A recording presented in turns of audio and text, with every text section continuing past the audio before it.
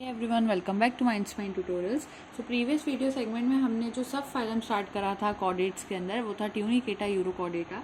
उसमें हमने मेनली जो 3 क्लासेस होती है उसके नाम हमने देखे थे। पहली क्लास का नाम था एसिडियासी, सेकंड क्लास का नाम था थेलियासी और थर्ड जो क्लास थी उसका नाम था लार्वेसी या फिर एपेंक्यूलेरिया, जिसको हम डिस्कस कर रहे थे।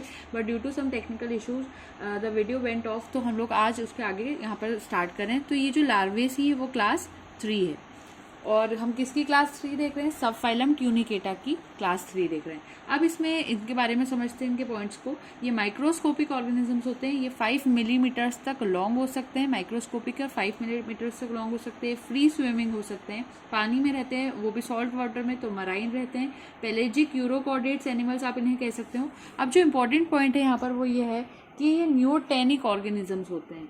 न्यूटेनिक ऑर्गेनिज्म का अगर हम मतलब समझे तो इनके जो रिप्रोडक्टिव ऑर्गन्स होंगे वो इनकी टेडपोल स्टेज यानी इनकी जो लार्वल स्टेज होती है वहीं पर डेवलप हो जाते हैं। तो फॉर एग्जांपल ये लार्वा है तो यहीं पर इसके रिप्रोडक्टिव ऑर्गन्स जो होंगे वो वेल डेवलप हो जाते हैं।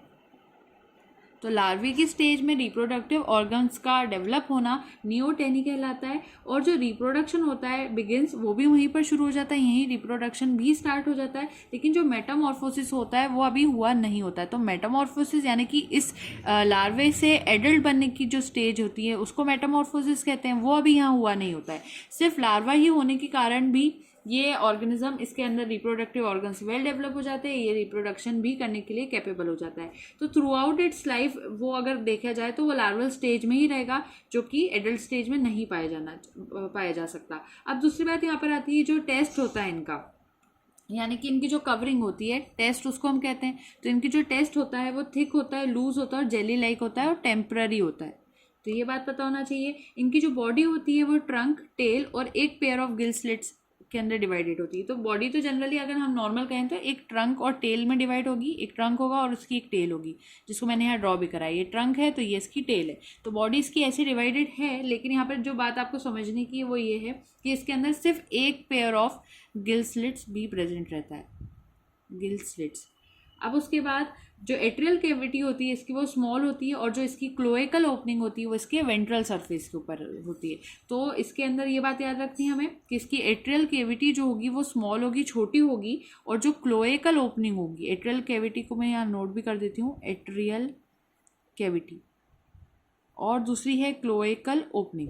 तो एट्रियल कैविटी इसकी स्मॉल याद रखनी है हमें, और जो इसकी क्लोएकल कैविटी होती है वो इसके वेंट्रल सरफेस के ऊपर होती है। दूसरी बात, जो मेल और फीमेल रिप्रोडक्टिव ऑर्गन्स होते हैं एक ही एनिमल में पाए जाते हैं, यानी वो जो ऑर्गेनिज्म है यहाँ पर वो बाइसेक्सुअल है। तो ऑर्गेनिज्म बाइसेक्सुअल है यहाँ पर। और यहाँ पर 2 ऑर्डर्स जनरली पढ़ने को मिल जाते हैं। यहाँ जो 2 ऑर्डर्स इसके होते हैं उसमें से पहले ऑर्डर के ऊपर ज़्यादा फोकस करना ज़रूरी होता है। तो जो पहला ऑर्डर होता है उसको हम यहाँ नोट करेंगे। पहले ऑर्डर का नाम होता है यहाँ पर कोपलेटा, कोपलेटा। तो जो टेस्ट रहता है इसमें वो इसकी जो कवरिंग होती है वो बायरेडियली सिमेट्रिकल होती है, और इसके अंदर एक सेपरेट इनहेलेंट, एक अंदर आने के लिए और एक बाहर जाने के लिए इनहेलेंट, और एक एक्सहेलेंट पोर प्रेजेंट होता है, जिसको ऑइकोप्ल्यूरा भी कह सकते हैं। और कभी कभी अगर इसमें सिर्फ कहना चाहिए एक पोर प्रेजेंट होगा, अगर 2 पोर्स प्रेजेंट है तो वो ऑइकोप्ल्यूरा के अंदर देखने को मिलता है। ऑइकोप्ल्यूरा ऑर्गेनिजम्स के अंदर 2 पोर्स होते हैं, एक होता है इनहेलेंट और दूसरा पोर होता है एक्सहेलेंट। तो ये ऑइकोप्ल्यूरा की बात होगी। लेकिन किन्हीं ऑर्गेनिज्म में अगर एक ही पोर प्रेजेंट होगा तो उसमें जो ऑर्गेनिज्म आ जाते हैं वो होते हैं कोवालेव्स्किया, कोवालेव्स्किया, LEVSKIA।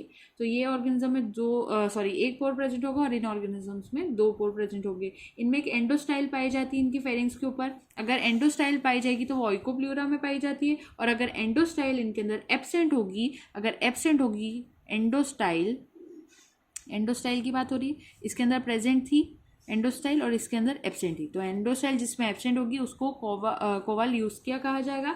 और अब इसके पूरे एग्जांपल कोपलेटा के सारे देख लेते हैं, हर एग्जांपल को देखेंगे। एक तो ऑइकोप्ल्यूरा है यहाँ पर 1, सेकेंड यहाँ पर कोवाल्यूस्किया है, और थर्ड यहाँ पर आ जाता है एपेंडिक्यूलेरिया। तो 3 एग्जाम्पल्स हमें पता होना चाहिए थे इसके। तो यहाँ जितना लार्वेसी के बारे में जानना ज़रूरी था वो हमने यहाँ डिस्कस कर लिया। तो यहाँ पर अब जो हमने सब फाइलम स्टार्ट करा था ट्यूनिकेटा, यूरोकॉर्डेटा जिसे कहा जाता है, वो यहाँ कंप्लीट हो जाता है। अब सब फाइलम 3 स्टार्ट होगा नेक्स्ट वीडियो सेगमेंट में, जो कि एक रेनिया आप कह सकते हो, या फिर सिफेलोकॉर्डेटा कह सकते हैं। हमने शुरू में एक्रेनियाटा के अंदर ही सिफेलोकॉर्डेटा, यूरोकॉर्डेटा और हेमिकॉर्डेटा को इंक्लूड करा था। तो सेकेंड जो नेक्स्ट वीडियो सेगमेंट होगा उसमें हम सिफेलोकॉर्डेटा को डिस्कस करेंगे। So stay tuned for that and don't forget to like, share and subscribe. Thank you so much.